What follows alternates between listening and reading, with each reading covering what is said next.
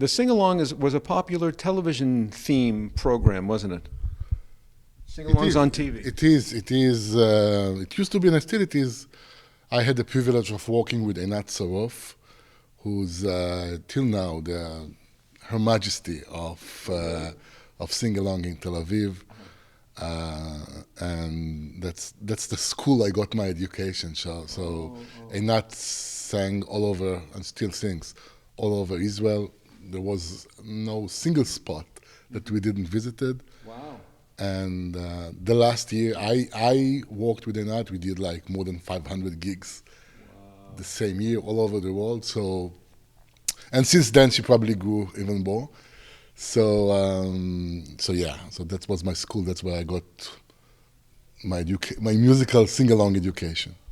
Do you have any thoughts about the fact that we can't have a public Independence Day festival like we have typically, aside from the COVID years, that we can't have something, and then this is really the replacement for that from a patriotic point of view. Is that For this year specifically? Yeah. That I understand that there isn't an outdoor festival this year for security reasons. How to celebrate at the levels we used to. I mean, it's a mixture of sorrow, of grieving, and still there's the need to mention the miracle. So, which miracle? The Israeli miracle. The founding of the founding there, the independence. So, I think sing-along creates an opportunity for people to show their happiness, to participate together, to bond together.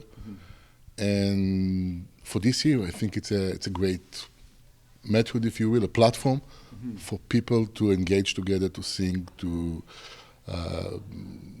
they have songs that echoes with the memorial. They have songs that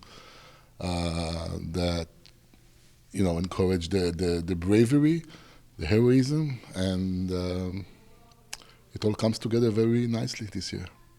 Do you think it could be a learning tool for public education?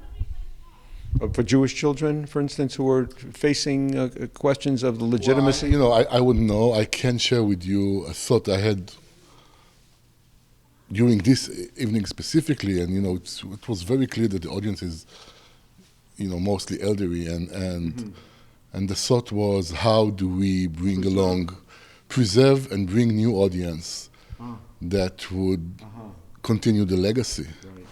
Those songs, very briefly, but those songs are the outcome of the Israeli state growing. Each song represents a period in the country development, and you want to preserve this culture. You want to make sure it's a way to learn about history, it's a way to learn about culture, and I think an effort should be done to bring younger audience to this kind of evenings. Through the Jewish schools or synagogues? Synagogues are a great way of doing it. I mean, Arik is amazing in this sense. I think he understands the importance, and I think that's one of the things that drives him. But generally speaking, through schools, through the Chabad, the Hillel houses, there's a lot of way to bring people together to sing.